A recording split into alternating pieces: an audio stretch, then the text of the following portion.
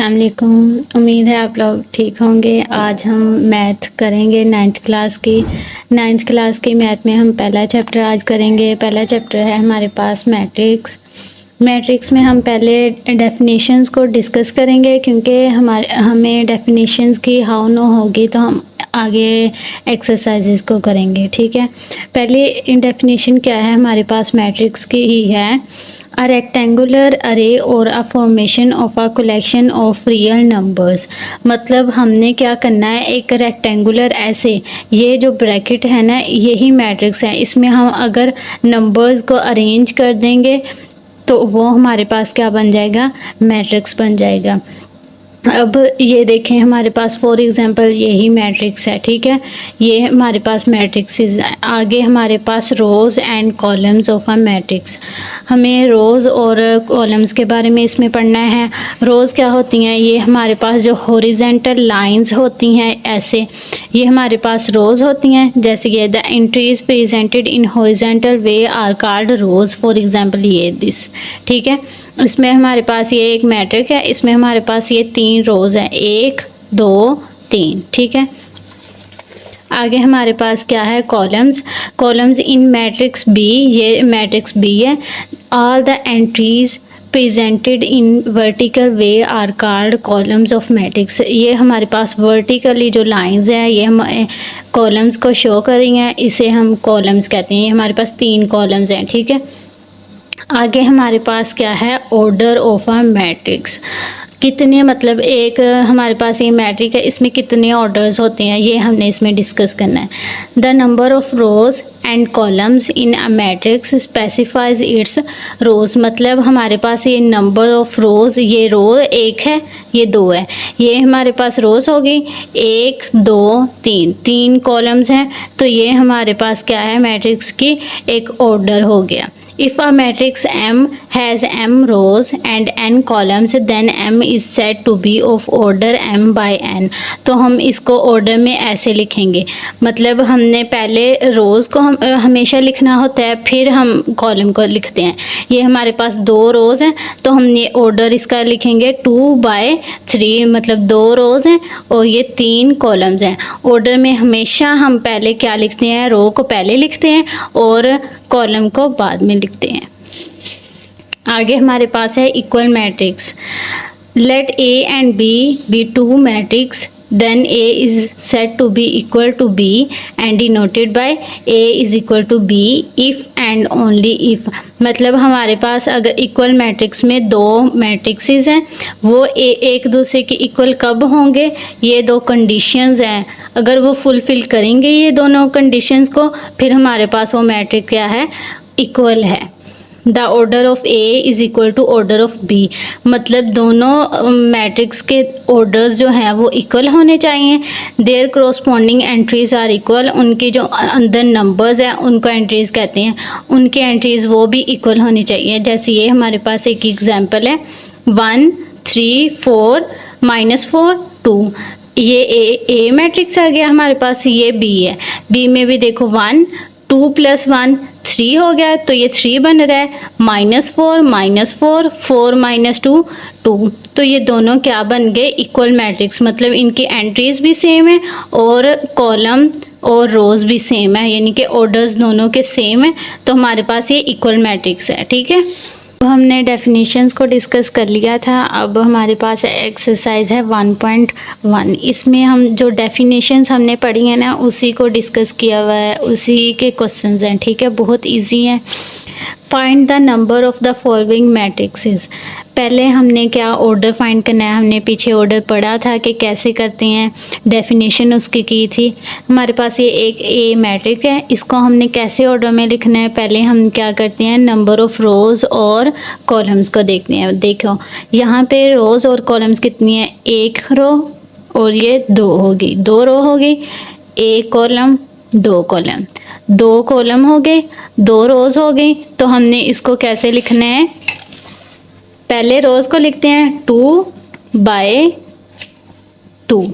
ठीक है, पहले ये 2 जो है ये होगी हमारे पास रो और ये हमारे पास है कॉलम। ठीक है। अब अगला क्वेश्चन क्या है, इसमें भी ऐसे ही है, 2 रोज हो गई, 2 कॉलम्स हो गए, ठीक है, 2/2 आ गया। अब क्वेश्चन नंबर ये सी है मैट्रिक्स में, तो हमारे पास इसमें क्या है, 1 रो 2 कॉलम, मतलब 2 कॉलम ऐसे बनेंगे ना, तो ये रो कितनी है, 2, और कॉलम नहीं, रो 1 है, कॉलम 2 है, ठीक है। तो इसको लिखेंगे 1/2, ठीक है।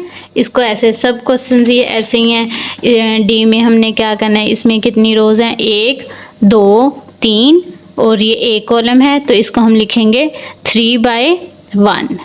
ये ई जो है, इसमें 1 रो 2 3 रो हो गई, 1 2 कॉलम हो गए, तो 3/2 लिखेंगे। इसमें 1 कॉलम और 1 रो है, तो 1/1 आ गया, ठीक है। इसमें 1 2 3 रोज होगी, 1 2 3 कॉलम हो गए, तो 3/3 आ जाएगा।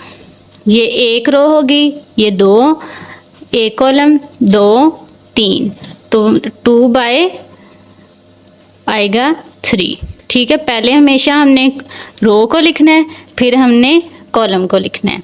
अब क्वेश्चन नंबर 2 है, इसमें हम देखेंगे which of the following matrices are equal, मतलब ये मैट्रिक्सेस उन्होंने दी हुई हैं, हमने देखना है कि कौन कौन सी मैट्रिक इक्वल है। इक्वल भी हमने पीछे पढ़ी थी कि क्या होती है। इक्वल मैट्रिक हमने पढ़ा था कि उसमें एंट्रीज भी इक्वल हों और नंबर ऑफ ऑर्डर्स भी इक्वल हों। ये ए है हमारे पास, इसमें 1 रो 1 कॉलम है। अब हमने इनमें से देखना है कि कौन सा क्वेश्चन है, कौन सा और मैट्रिक है जिसमें 1 रो और 1 ही कॉलम हो। ये सी देखो, 5 - 2 3 हो गया, तो ये 3 और 3 सेम हो जाएगा, तो हमारे पास ए और सी इक्वल हैं, ठीक है। अब बी 3 और 5 है। अब हमने इधर भी देखना है कि कोई और है 3 और 5, ये आई है 3, और ये 3 + 2 5, तो ये सेम हो गए, बी और आई आर इक्वल आ गया, ठीक है। अब 5 और 3 आ गए। अब और क्वेश्चन है इसमें 5 और 3, नो, और कोई भी नहीं है, तो ये डी किसी का नहीं है, किसी से इक्वल नहीं आ रहा। ई और एच हमारे पास इक्वल हैं, इसमें number of rows and entries are equals, so E and H are equal. F and G equal आ रहे हैं। एफ देखो, ये 2 और 6 है, 3 - 1 2 हो गया, 3 + 3 6 आ गया, एफ एंड जी इक्वल आ गए।